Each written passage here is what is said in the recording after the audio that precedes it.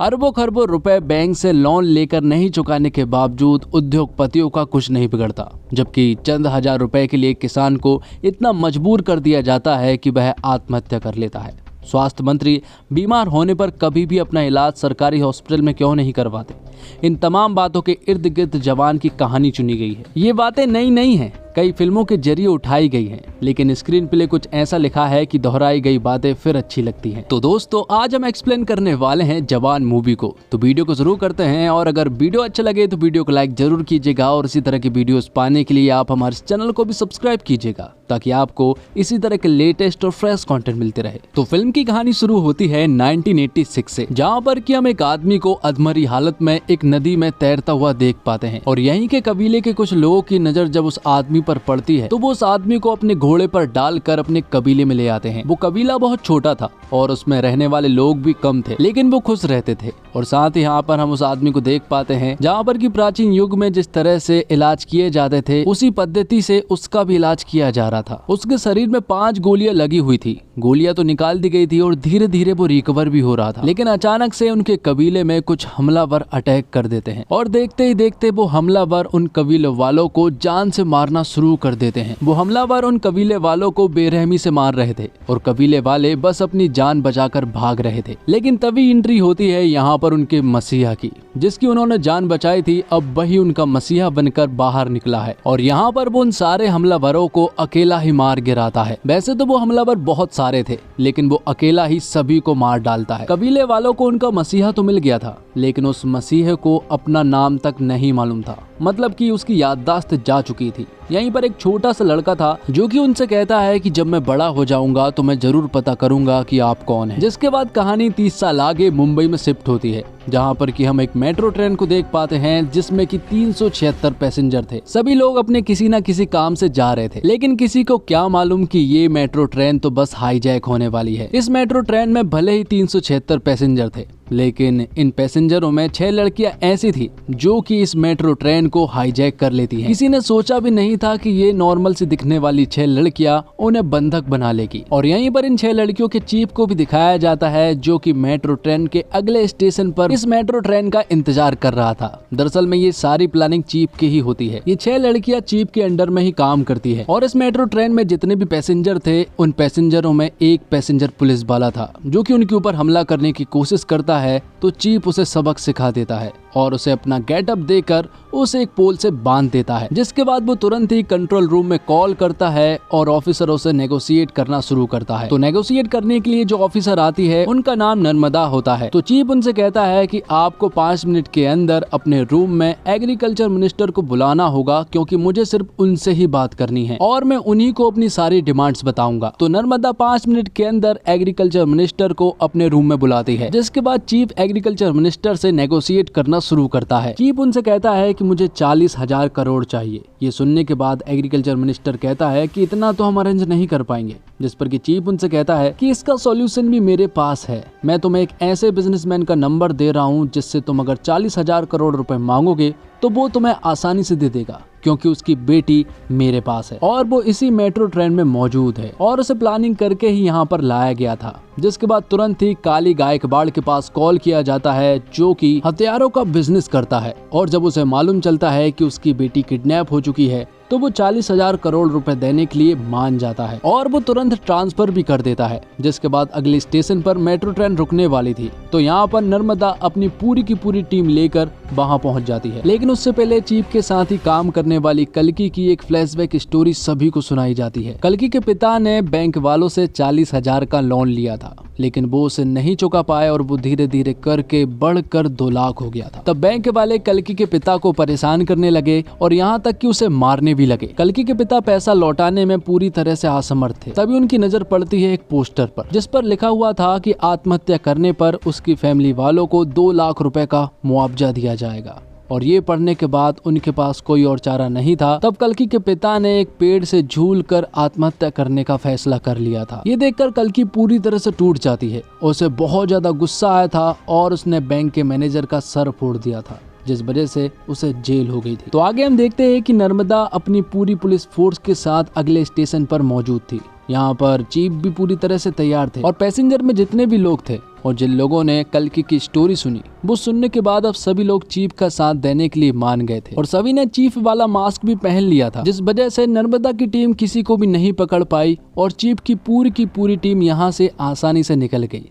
और जो 40,000 करोड़ उनके पास आया था उन सारे पैसों को उन लोगों ने 7 लाख किसानों के अकाउंट में डलवा दिया जो कि कर्ज में डूबे हुए थे। जिसके बाद हमें मालूम चलता है कि चीफ की ये 6 लड़कियां दरअसल में जेल में रहती है और वहीं से रहकर काम करती हैं। जैसे ही काम पूरा हो जाता है ये जेल में वापस चली जाती है। चीफ की ये 6 लड़कियां सारे कामों में एक्सपर्ट है। सारी लड़कियों के पास अलग अलग खूबी है, कोई आर्टिस्ट है तो कोई डॉक्टर है, कोई हैकर है तो कोई फाइटर है, लेकिन ये 6 लड़कियां चीफ के साथ बहुत ही अच्छे से काम करती है और मिशन को पूरा करती है। और साथ ही हमें मालूम चलता है कि चीफ भी कोई आम आदमी नहीं है, बल्कि वो जिस जेल में रहती है उसी जेल का जेलर है जिसका नाम आजाद है। जेल में रहने वाली जितनी भी लड़कियां हैं आजाद उन सभी को अपनी बहन और अपनी माँ मानता है और जेल में रहते इन सारी लड़कियों को इतने अच्छे से सुधार दिया जाता है कि जेल से निकलने के बाद वो कभी भी अपराध का रास्ता नहीं चुनती हैं। आगे हम देखते हैं कावेरी अम्मा को और आजाद को इन्हीं ने पाला है। आजाद की उम्र काफी ज्यादा हो चुकी है और शादी के लिए कोई मिल भी नहीं रही है, इसलिए वो एक लड़की को देखने के लिए चाहते हैं। लेकिन यहाँ पर वो लड़की तो नहीं आती है, लेकिन उस लड़की की लड़की आती है जिसका नाम सुजी होती है। वो कहती है कि मेरी माँ बहुत बिजी रहती है इसलिए उनकी जगह पर उन्होंने मुझे भेजा है और वैसे भी मुझे भी लड़के को देखना बहुत जरूरी है क्योंकि जिसे भी वो पसंद करेंगी वो मेरे पापा होंगे और मेरे पापा को मुझे भी सिलेक्ट करना होगा। तो इसी तरह से सुजी और आजाद के बीच बहुत सारी बातें होती है, दोनों एक दूसरे को खूब पसंद करने लगते हैं। और आगे हमें मालूम चलता है कि दरअसल में सुजी जिसकी बेटी है वो कोई और नहीं बल्कि नर्मदा होती है और उन्हें देखकर आजाद पूरी तरह से शॉक्ड रह जाता है। लेकिन नर्मदा को भी यहाँ पर आजाद काफी अच्छा लगा था क्योंकि सुजी को आजाद बहुत ज्यादा पसंद था, इसलिए यहाँ पर नर्मदा को भी आजाद पसंद आता है। धीरे धीरे करके आजाद और नर्मदा भी एक दूसरे को खूब पसंद करने लगते हैं। दोनों की एंगेजमेंट भी हो जाती है और फिर कुछ ही दिनों के बाद उनकी शादी भी होने वाली थी। जिसके बाद सीन शिफ्ट होता है और हम देख पाते हैं आजाद के एक दूसरे मिशन को जहाँ पर की 6 लड़कियां उसके साथ थी और इस बार उनका टारगेट था health minister. Health minister speech दे रहा होता है कि अगर मुझे गोली भी लग जाएगी तब भी वो सरकारी हॉस्पिटल में ही जाएगा क्योंकि उसने सरकारी हॉस्पिटल की कंडीशन कुछ इस प्रकार बनाकर रखी है कि प्राइवेट भी फेल है। लेकिन ऐसा कुछ भी नहीं था क्योंकि सरकारी हॉस्पिटल की कंडीशन बद से बदतर थी। जिसके बाद हेल्थ मिनिस्टर को गोली मार दी जाती है और उसे प्राइवेट हॉस्पिटल ले जाया जा रहा था, लेकिन आजाद की पूरी टीम उसे किसी तरह से सरकारी हॉस्पिटल में ले आते हैं जहां की हालत बहुत ही ज्यादा खराब थी। तो अब ये न्यूज भी वायरल हो जाती है और सारी पुलिस फोर्स जो है वो उस सरकारी हॉस्पिटल के बाहर खड़ी हो जाती है जहां पर की ऑफिसर नर्मदा फिर से यहां पर आजाद से नेगोशिएट करती है। वो इससे पहले अपनी उन्हें डिमांड बताता, उससे पहले वो उन्हें एक फ्लैशबैक की स्टोरी सुनाता। ये कहानी थी आजाद के साथ ही रहने वाली लड़की ईरम की जो कि एक डॉक्टर थी। उसे अपने पेशेंट से बहुत ज्यादा प्यार था और फिर एक दिन उनके हॉस्पिटल में 57 बच्चे नाजुक हालत में आते हैं। उन्हें ऑक्सीजन की सख्त जरूरत थी, लेकिन कुछ बड़े डॉक्टरों की वजह से उन बच्चों तक वो ऑक्सीजन नहीं पहुंच सकी, जिस वजह से वो सारे 57 बच्चों की जान चली गई। और यहाँ पर ये सारा ब्लेम ईरम के ऊपर डाल दिया गया और उसका लाइसेंस छीनने के साथ साथ उसे जेल में डाल दिया गया। तो आजाद की सबसे पहली डिमांड यही थी कि जिन डॉक्टरों ने ऑक्सीजन को उपलब्ध नहीं होने दिया सबसे पहले उन्हें सस्पेंड कर दिया जाए और सारा ब्लेम वो अपने ऊपर लें। तो आजाद के कहने पर ऐसा ही होता है और रात होने के बाद जब वो एक चॉपर मंगवाते हैं और यहाँ से निकलने वाले थे कि तभी यहाँ पर एंट्री होती है ऑफिसर नर्मदा की जो कि अपनी पूरी पुलिस फोर्स लेकर आई हुई थी और इन सभी को चारों तरफ से घेर लिया गया था। लेकिन ये लोग इतने जल्दी हार नहीं मानने वाले थे क्योंकि आजाद इनके पीछे खड़ा हुआ था जो कि एक अलग गेटअप में था। तब यहाँ पर एक जोरदार फाइट होती है, नर्मदा और आजाद के बीच में भी फाइट होती है और नर्मदा ने यहाँ पर आजाद को नहीं देख पाई थी और आजाद यहाँ पर अपनी पूरी की पूरी टीम को लेकर फरार हो गया था। नर्मदा को किसी भी हालत में आजाद और उसकी पूरी टीम को ढूंढना था, जबकि कुछ दिनों के बाद उसकी और आजाद की शादी होने वाली है और यहाँ काली गायकवाड़ हथियारों के बिजनेस के लिए रसिया जाने वाला था। तो काली अपना सारा कारोबार अपने छोटे भाई को सौंप कर रसिया चला जाता है और यहाँ दूसरी तरफ नर्मदा और आजाद की शादी हो जाती है। दोनों बहुत खुश थे और इनसे भी ज्यादा खुश थी उनकी बेटी सुजी। और पहले ही रात यहाँ पर आजाद नर्मदा को सब कुछ सच बताने वाला था। उसने पहले भी कोशिश की थी उसे बताने की, लेकिन हर बार वो नाकामयाब हुआ था। इस बार भी वो बताने वाला था, लेकिन नर्मदा के ऑफिसर ईरानी ने पहले ही पता कर लिया था कि आजाद कौन है और ये सारी बातें उसने कॉल पर नर्मदा को बता दी थी। तो नर्मदा जैसे ही आजाद को शूट करने के लिए उसके पास जाती है तभी उनके ऊपर एक जोरदार हमला हो जाता है। यहाँ पर हम देख पाते हैं कि दरअसल में काली गायकवाड़ के भाई ने उन दोनों को बंधक बना लिया था और उसने यहाँ पर नर्मदा को गोली भी मार दी थी और वो आजाद को भी बेरहमी से मार रहे थे। और जैसे ही आजाद को वो जान से मारने ही वाले होते हैं कि तभी यहाँ पर किसी आदमी की एंट्री होती है जो कि काली के आदमियों को बुरी तरह से उड़ाता हुआ आ रहा था। और ये कोई और नहीं बल्कि आजाद की तरह दिखने वाला ही एक आदमी था और जो कि आजाद के पिता हैं और उनकी भी एक बैक स्टोरी है। और काली के भाई के पूछने पर वो उन्हें बताते हैं कि मेरा नाम विक्रम राठौर है। और यहाँ पर आते से ही वो बुरी तरह से मारने लगते हैं और अपने बेटे आजाद और नर्मदा को बचा लेते हैं। बात दूसरी तरफ हम देखते हैं काली को जो कि रसिया में हथियारों की डीलिंग कर रहा था। वो यहाँ पर बहुत सारे देशों के कुछ मेंबर्स थे, उनसे कह रहा था आप आपके देश में फैक्ट्री खोलोगे तो आपके देश के लोग ही प्रोटेस्ट करके आपकी फैक्ट्री को बंद करवा देंगे, लेकिन इंडिया इसके लिए पूरी तरह से सेफ है और वहाँ सब कुछ कब्जे में करने के लिए हमें चाहिए होगी वहाँ की सरकार और वहाँ का जीतना होगा चुनाव और उसके लिए चाहिए होगा ढेर सारा पैसा। मैं 20% देने के लिए राजी हूँ। और यहीं पर एक बहुत बड़ा विलन था, वो कह रहा था कि मैं 80% देने के लिए राजी हूँ। तभी यहाँ पर काली को मालूम चलता है कि उसके छोटे भाई को आजाद ने मार दिया है और ये देखकर वो पूरी तरह से शॉक्ड रह जाता है। यहाँ दूसरी तरफ नर्मदा को किसी भी हालत में आजाद के बारे में पता करना था क्योंकि उसने उसका और उसकी बेटी का दिल तोड़ा है, इसलिए ईरानी के साथ प्लानिंग करके वो जेल में जाना चाहती है और इन 6 लड़कियों के द्वारा आजाद के बारे में सब कुछ पता करना चाहती है।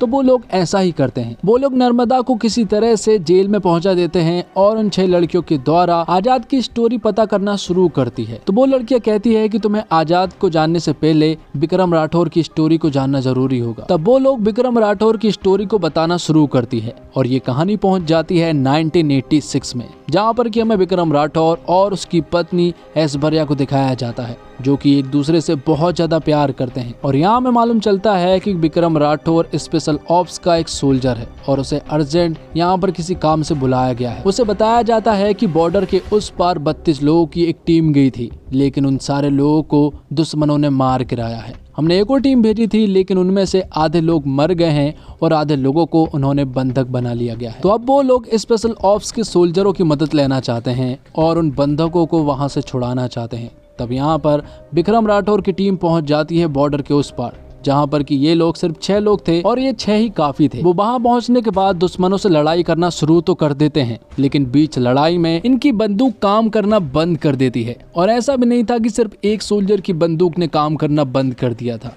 इन 6 ही सोल्जरों की बंदूक ने काम करना बंद कर दिया था। इसके बावजूद उन्होंने ये लड़ाई जीत ली थी और वहां के सारे बंधकों को बचा लिया था। तो आगे एक इंक्वायरी बैठती है क्योंकि MI436 गन को काली गायकवाड़ आर्मी को देता है और उसी की वजह से जो दल बॉर्डर के पार गया था उन सभी की गन ने भी काम करना बंद कर दिया था और इसी वजह से वो सारे सोल्जर्स मारे गए थे। तो इस वजह से काली गायकवाड़ के साथ आर्मी ने काम करना बंद कर दिया था और उसकी सारी गन को सीज भी कर दिया गया था। लेकिन काली गायकवाड़ को ये बिल्कुल भी देखा नहीं गया और जब विक्रम राठौर और उसकी पत्नी ऐश्वर्या घर पर अकेले थे तो काली गायकवाड़ अपनी पूरी टीम को लेकर उनके ऊपर हमला कर दिया, जिस वजह से उसने काली गायकवाड़ को तो एरोप्लेन में ले जाकर उसे 5 गोलियां मार कर पानी में गिरा दिया था। सभी ने सोचा था कि वो मर गया था, जिसके बाद काली गायकवाड़ ने ऐश्वर्या को भी किसी तरह से फंसा दिया था। विक्रम राठौड़ को देश का गद्दार घोषित करवा दिया था और ऐश्वर्या को उसके साथ देने के जुर्म में उसे भी, जिस वजह से ऐश्वर्या को फांसी दी जाने वाली थी। और जब उसे फांसी दी जा रही थी तभी अचानक से ऐश्वर्या बेहोश हो जाती है और मालूम चलता है कि ऐश्वर्या दरअसल में प्रेग्नेंट है और रूल ये कहता है कि प्रेग्नेंट औरतों को फांसी नहीं दी जाती है जब तक कि उसका बच्चा 5 साल का नहीं हो जाता, तब तक उसे फांसी नहीं दी जा सकती। तो ऐश्वर्या के बच्चे की वजह से उसे 5 साल और मिल गए थे। उसका बेटा हुआ जिसका नाम आजाद रखा गया।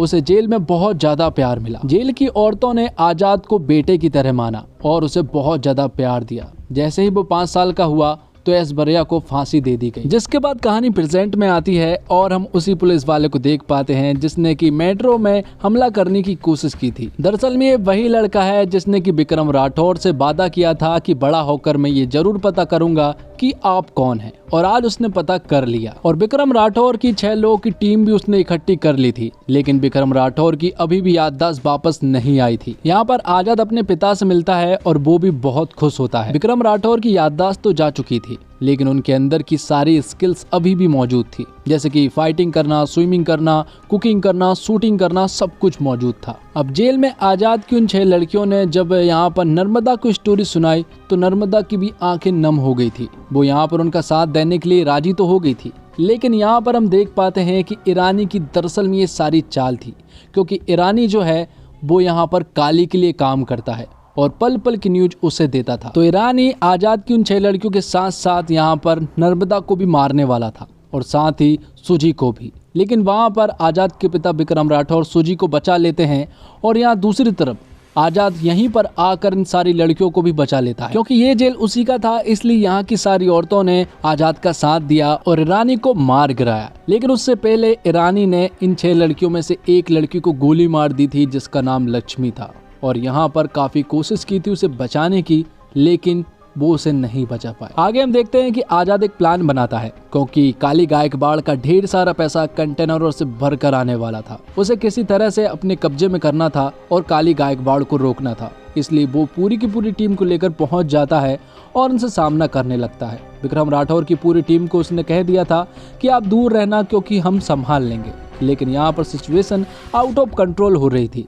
यहाँ पर आजाद की टीम उन लोगों को नहीं संभाल पा रही थी। तब यहाँ पर एंट्री होती है विक्रम राठौर की टीम की। विक्रम यहाँ पर आजाद से कहता है कि ये मिशन बहुत ज्यादा जरूरी है, तो इन लोगों को मैं और मेरी टीम संभाल लेंगे, तुम इस मिशन को संभालो। तो आजाद सारे कंटेनर लेकर चला जाता है और यहाँ दूसरी तरफ विक्रम राठौर की पूरी टीम उन्हें संभालने में लगी हुई थी, लेकिन वो नाकामयाब रहे और यहाँ पर काली गायकवाड़ के लोगों ने विक्रम राठौर की पूरी टीम को अपने कब्जे में कर लिया था। विक्रम राठौर को यहाँ पर काली गायकवाड़ बुरी तरह से टॉर्चर कर रहा था, लेकिन तभी एक न्यूज आती है कि आजाद ने जेल की 6000 लड़कियों को बंधक बना लिया गया है और अगर उसकी डिमांड पूरी नहीं की गई तो वो इन सारी लड़कियों को मार देगा, जबकि वो तो इसी जेल का जेलर है और वो उनका कुछ भी नहीं करने वाला। और इस बार नेगोशिएट करने के लिए आते हैं सीनियर ऑफिसर माधवन नायक, जिनका रोल प्ले किया है संजय दत्त ने। तो आजाद को अपनी डिमांड के रूप में हेड ऑफ स्टेट का साइन चाहिए था और उसे ये साइन बहुत आसानी से मिल जाएगा, क्योंकि 6000 लड़कियां उसके कब्जे में हैं और साथ ही देश की चुनाव की सारी ईवीएम मशीन भी उसी के कब्जे में है। तो जैसे ही हेड ऑफ स्टेट साइन करते हैं तो सबसे पहले यहाँ पर वो उन फैक्ट्रियों को बंद करवाता है जो कि एनवायरनमेंट को नुकसान पहुंचाते हैं, और आधी से ज्यादा फैक्ट्री दरअसल में काली गायकवाड़ की होती है। ये सारी चीजें होती है कि तभी यहाँ पर काली गायकवाड़ आ जाता है। वो जेल में एक दूसरे रास्ते से पहुंच गया था, उसके हाथ में गन थी और वो गन लगी हुई थी विक्रम राठौर के माथे पर। जैसे यहाँ पर काली फायर करता है तो वो फायर नहीं होता है और इसी तरह खाली चलने वाली गन की वजह से विक्रम राठौर की याददाश्त वापस आ जाती है, जिसके बाद तो आजाद और विक्रम राठौर मिलकर काली की पूरी गैंग का सामना करते हैं और उन सभी को बेरहमी से मार गिराते हैं। और क्लाइमैक्स के कुछ एक्शन सीक्वेंस बहुत ही कमाल के थे। दोनों ने मिलकर जब काली गायकवाड़ के लोगों से फाइट करना शुरू किया तो पूरा थिएटर गूंज उठा और साथ ही जवान 2 का एक छोटा सा हिंट भी दिया है, जहाँ पर कि उसका अगला मिशन स्विच बैंक का है। और साथ ही हमें ये भी बताया जाता है कि इन सारे मिशन में माधवन नायक पहले से ही आजाद के साथ मिला हुआ था। फिल्म में कई सब ऐसे प्लॉट है जिनसे मिलकर पूरी कहानी बनाते हैं। इन छोटे छोटे हिस्सों में कई ऐसी चीजें हैं जो आपको अखबारों में मिलती है। कर्ज में डूबे किसानों की आत्महत्या, लोगों की हेल्थ से खिलवाड़, जिंदगियों और पर्यावरण को जहरीला बनाती इंडस्ट्रीज को बेधड़क काम करने की इजाजत। फिल्म की कहानी भ्रष्टाचार के उस लेवल को भी दिखाती है जहां खराब हथियार लिए सेना के जवान दुश्मनों के सामने जान गंवा देते हैं। नर्मदा के साथ साथ बाकी महिला किरदारों की कहानी उन्हें मजबूत दिखाने की बजाय उन्हें बहुत मजबूत बनाती है। और शाहरुख खान के किरदार को एटली ने अपने ट्रेडमार्क स्टाइल में स्क्रीन पर बहुत ग्रैंड प्रेजेंस दी है। अनिरुद्ध के जानदार म्यूजिक के साथ इन किरदारों को वो एलिवेशन मिलता है जो हीरो की रियलिटी से नहीं, सिनेमा स्क्रीन से भी बड़ा बना देता है। और शाहरुख खान के एक्शन सीन पूरी फिल्म में शुरू से अंत तक हर थोड़ी देर में आपको मिलते रहते हैं। फिल्म की शुरुआत में ही 10 मिनट का एक सीक्वेंस है जिसमें कहानी का हीरो ऐसे ट्रीट किया गया है जैसे कि वो सुपर हीरो हो, जबकि एक्शन करते हुए वो अपने फाइटर वाले स्किल्स जिस तरह से डेवलप करता है वो उसे सुपर ह्यूमन बनाते हैं। हर एक फाइट सीन, हर एक एक्शन ब्लॉक एक पक्के एक्शन लवर दर्शक के लिए ट्रीट है। और जवान 2 घंटे 45 मिनट लंबी फिल्म है, लेकिन इस लंबे रन टाइम के बावजूद कभी भी ऐसा नहीं लगता कि कुछ बेमतलब है। लेकिन कहानी में ढेर सारे मजेदार एलिमेंट्स को फिट करने में कहीं कहीं ऐसा लगता है कि फिल्म बहुत तेजी से आगे पीछे भाग रही है। इसलिए अब आजाद के बचपन की कहानी में एक सीन पर फिल्म रुकती है तो आप इमोशन को महसूस कर पाते हैं, और इस सीक्वेंस के अंत में दर्शक खुद भी इमोशनल हो सकते हैं। और एटली ने जवान के हीरो के लिए जो स्वैग इमेजिन किया होगा, शाहरुख उसे पूरे वजन के साथ स्क्रीन पर लेकर आए हैं। एक्शन करना हो या फिर बातें, शाहरुख का काम स्वैग के मीटर पर फुल स्कोर मेंटेन किए रखता है। सबसे इंटरेस्टिंग चीज ये है कि यहाँ हाईलाइट सिर्फ सुपरस्टार शाहरुख नहीं, बल्कि एक्टर शाहरुख को भी अपनी चमक दिखाने का पूरा मौका मिलता है। स्पेशल ऑफिसर के रोल में नयनतारा से परफेक्ट शायद कोई और लग ही नहीं सकता था। इस किरदार में वो जितनी मजबूत है, उनकी जगह कोई और ले ही नहीं सकता था। विजय सेतुपति एक बार फिर से दिखाते हैं कि देश के सबसे बेहतरीन एक्टर्स की लिस्ट बनाते हैं तो उनका एकदम झट से नाम क्यों याद आता है। और फिल्म जवान में सपोर्टिंग कास्ट का काम भी बहुत ही सॉलिड है। और जवान पूरी तरह से पैक्ड स्क्रिप्ट है, जिसमें जितना कुछ कहने की कोशिश की थी, फिल्म उससे असरदार तरीके से काफी हद तक कहने में कामयाब भी होती है। लेकिन इतने ढेर सारे एलिमेंट्स को पैक करने में थोड़ी सी ज्यादा भरी हुई भी लगती है। हालांकि इसमें कोई शक नहीं है कि शाहरुख खान के बेस्ट सिनेमैटिक मूवमेंट्स लेकर आई है। और लड़कियों और महिलाओं में शाहरुख खान बेहद लोकप्रिय हैं, इसलिए शाहरुख खान की गैंग का हिस्सा लड़कियों को बनाकर एटली ने फिल्म की अपील को बढ़ाया है। शाहरुख खान का एक पावरफुल सीन भी है जिसमें वो कहते हैं कि आप एक पेन खरीदते समय कई तरह के सवाल करते हैं, तो वोट देते समय उम्मीदवार से भी पूछिए कि वो हमारे लिए क्या क्या कर सकता है, तभी उसे वोट दीजिए। और निर्देशक के रूप में एटली इसलिए प्रभावित करते हैं कि दर्शकों को वे ज्यादा सोचने का समय नहीं देते, तेजी से वे अपनी बात कहते हुए आगे बढ़ते जाते हैं। सामान्य दृश्यों को भी उन्होंने लार्जर स्केल दिखाया है, लेकिन ये सीन इतने इंटरेस्टिंग है कि एटली द्वारा जरूरत से ज्यादा सिनेमैटिक लिबर्टी लेने वाली बात पीछे छूट जाती है। और दक्षिण फिल्म मेकर मसाला फिल्म बनाने में क्यों आगे है, ये एटली के काम में नजर आता है। उन्होंने समय समय पर इमोशन पैदा किया है, ठीक जगह गाने रखे, और फिल्म एक्शन पर सवार है, लेकिन एटली मास मूवमेंट्स क्रिएट करने में भी सफल रहे हैं। और इंटरवल के बाद फिल्म का ग्राफ कुछ मिनटों के लिए नीचे आता है, लेकिन गाड़ी को पटरी पर आने में ज्यादा देर नहीं लगती। शाहरुख खान फुल फॉर्म में नजर आए हैं। उनके अलग अलग लुक्स, एटीट्यूड, डायलॉग डिलीवरी उनके स्टारडम को उभारते हैं। शाहरुख के सारे प्लस पॉइंट को निर्देशक एटली ने पेश किया है, और पूरी फिल्म में शाहरुख का दबदबा नजर आता है। नयनतारा बेहद खूबसूरत नजर आई है, और शाहरुख के साथ उनकी केमिस्ट्री अच्छी लगती है। उनके किरदार के तीखे तेवर नयनतारा के अभिनय में नजर आते हैं, और एक्शन सीन्स भी उन्होंने काफी सफाई के साथ किए हैं। और बात करें विजय सेतुपति की, तो विजय सेतुपति विलन के रूप में अपनी छाप छोड़ते हैं। वे प्यारे विलन है, लेकिन अपनी एक्टिंग के जरिए किरदार को वो इस तरह से पेश करते हैं कि दर्शक उन पर कोई रहम नहीं करना चाहते। उनकी डायलॉग डिलीवरी अलग किस्म की है। दीपिका पादुकोण और संजय दत्त स्पेशल अपीयरेंस में फिल्म की स्टार वैल्यू में इजाफा करते हैं। दूसरे कलाकारों को ज्यादा अवसर नहीं मिले, जिससे प्रिया मणि, सान्या मल्होत्रा, सुनील ग्रोवर जैसे कलाकार भी साइडलाइन पर खड़े दिखाई देते हैं। अनिरुद्ध द्वारा संगीत ब्रद 1-2 गीत ठीक है, लेकिन बैकग्राउंड म्यूजिक फिल्म की अपील को बढ़ाता है। सिनेमेटोग्राफी लाजवाब है, एडिटिंग शानदार है, और प्रोडक्शन वैल्यू रिच है। टेक्निकल डिपार्टमेंट्स का काम ऊंचे दर्जे का है। जिस मासी और पैन इंडिया सिनेमा की बात होती है, उस अपील को जवान ज्यादातर समय उचित ठहराती है। तो फिल्म का फर्स्ट हाफ बेहद ही कसा हुआ और बहुत सारे सरप्राइज से भरा हुआ है। फिल्म में कई सारे ट्विस्ट एंड टर्न है, और यही वजह है कि आपको कहीं भी कहानी में बोरियत महसूस नहीं होगी। पहले ही सीन से आपको बांधे रखती है, और फिल्म के हर एक हिस्से में सरप्राइज है, जो आपके भीतर अब आगे क्या होगा वाली उत्सुकता को बनाए रखते हैं। फिल्म सिर्फ एक कहानी में नहीं चलती, बल्कि छोटे छोटे हिस्से में कई कहानियां हैं। एक सवाल जो फिल्म की रिलीज से पहले सामने आया था कि कई सारे कलाकारों को आप कब देखेंगे और कब मिस कर देंगे, ये पता ही नहीं चल पाएगा, क्योंकि इस फिल्म में बहुत सारे एक्टर्स हैं। लेकिन जवान में इन एक्टर्स के साथ ही दीपिका पादुकोण और संजय दत्त जैसे सरप्राइज फैक्टर भी हैं, और सभी को पर्दे पर देखने में मजा आता है। अगर आप पठान में शाहरुख का एक्शन देखकर खुश हुए हैं, तो बता दूं, वो तो सिर्फ टीजर था। पिक्चर अभी बाकी है मेरे दोस्त, और वो पिक्चर आपको जवान में दिखेगी। फिल्म के एक्शन सीक्वेंस बेहतरीन है। वही बैकग्राउंड म्यूजिक के एटली मास्टर हैं। उन्हें अच्छे से पता है कि यही वो सबसे अहम चीज है जो सिनेमा हॉल में बैठे दर्शक के मूड को बना और बिगाड़ सकती है। निर्देशक एटली मासी एंटरटेनर फिल्मों के बादशाह हैं। और उन्होंने जवान में वही बादशाह दिखाई है। फिल्म का एक्शन हो या फिर उसकी कहानी और इमोशनल सीन को दर्शाने का तरीका, साउथ की फिल्म का अपना एक रॉ एंड रस्टिक स्टाइल है जो उत्तर भारत के दर्शकों को खूब पसंद आ रहा है। जवान में वही अंदाज देखने को मिलता है। और निर्देशन की बात करें तो एटली की यह फिल्म हर तरह से मसालेदार है, मगर निर्देशक ने उसमें 30 साल का लिप लेकर उसे आज के दौर के मुद्दे से जोड़ा है। किसानों की दुर्दशा और आत्महत्या का मुद्दा हो या फिर सरकारी अस्पतालों की बदहाली, आम आदमी सिस्टम के कुचक्र में कैसे फंसता है, इसे एटली ने एक्शन इमोशन के साथ परोसा है। फिल्म में 2 कहानियां समांतर ढंग से चलती है, जिसमें शाहरुख खान नयनतारा वर्तमान में और शाहरुख दीपिका अतीत में। हालांकि एटली की फिल्म में कई टर्न और ट्विस्ट हैं, इंटरवल का पॉइंट भी दिलचस्प है, मगर कई जगह पर निर्देशक सिनेमैटिक लिबर्टी लेने से नहीं चूके। कहीं कहीं पर फिल्म मेलोड्रामिक भी होती है, मगर किरदार उसे निभा ले जाते हैं। किसान का बेबस होकर फांसी लगाने का दृश्य हृदय विदारक है। रोंगटे खड़े कर देने वाले दृश्य में देश दुनिया से एक साथ आए 6 एक्शन निर्देशकों का जलवा साफ मालूम पड़ता है। और एटली द्वारा लिखित पटकथा आकर्षक और मनोरंजक है। हाँ, फिल्म का रन टाइम लंबा 2 घंटा 45 मिनट है। बेटे को हाथ लगाने से पहले बाप से बात कर मच्छर मारने की 5 घंटे चलने वाली कॉइल के बारे में आप इतनी पूछताछ करते हैं, मगर 5 साल चलने वाली सरकार से कोई नहीं पूछताछ करता।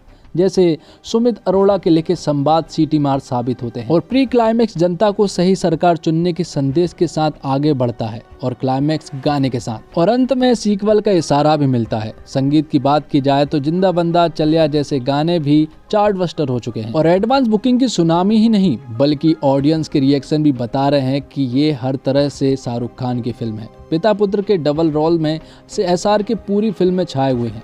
शाहरुख खान एक समर्थक अभिनेता तो हैं ही, मगर इस बार उनके लुक्स, कॉस्ट्यूम और बॉडी लैंग्वेज के भी कई अंदाज हैं जिन्हें वे कमाल ढंग से निभाते हैं और दर्शकों को मंत्रमुग्ध करते चले जाते हैं। एक्शन दृश्यों में उनकी फ्लेक्सिबिलिटी देखने योग्य है। हाईजैक वाला उनका बोल्ड लुक और पाउडर झाड़ने वाला उनका स्टाइल पहले से ही चर्चा का विषय बना हुआ है। शिकार के साथ उनका भूरे बाल वाला ओल्डर वर्जन बहुत वजनदार है।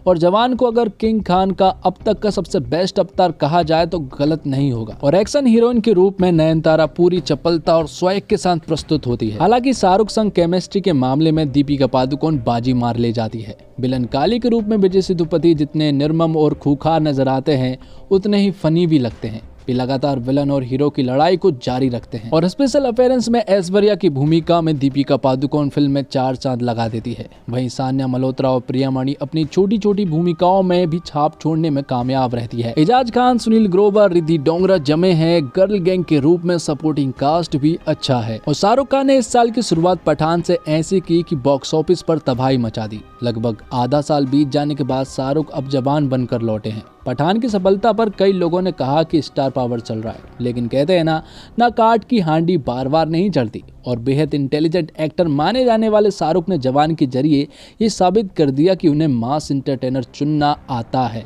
अपनी इस साल की दूसरी रिलीज के जरिए शाहरुख एक ऐसी फिल्म लेकर आए हैं जो सही मायने में जनता की मसाला एंटरटेनर है। शाहरुख खान, नयनतारा और विजय सेतुपति स्टारर इस फिल्म के जरिए साउथ की निर्देशक एटली ने एक बढ़िया फिल्म सामने परोसी है, जिसमें सब कुछ सिर्फ शाहरुख खान के कंधों पर नहीं, बल्कि फिल्म का करिश्मा भी आपको खूब देखने को मिलेगा। तो दोस्तों, इसी के साथ ये फिल्म यहीं पर खत्म होती है और ये एक्सप्लेनेशन भी यहीं पर खत्म होता है। उम्मीद करता हूँ आपको वीडियो पसंद आई होगी। वीडियो पसंद आई हो तो वीडियो को लाइक जरूर कीजिएगा और इसी तरह के वीडियोस पाने के लिए आप हमारे इस चैनल को सब्सक्राइब कीजिएगा, ताकि आपको इसी तरह के लेटेस्ट और फ्रेश कंटेंट मिलते रहे। मिलते हैं एक और अगली वीडियो के साथ, तब तक के लिए आप हमारे इस चैनल के साथ बने रहिए। धन्यवाद। जय हिंद, जय भारत, जय श्री राम।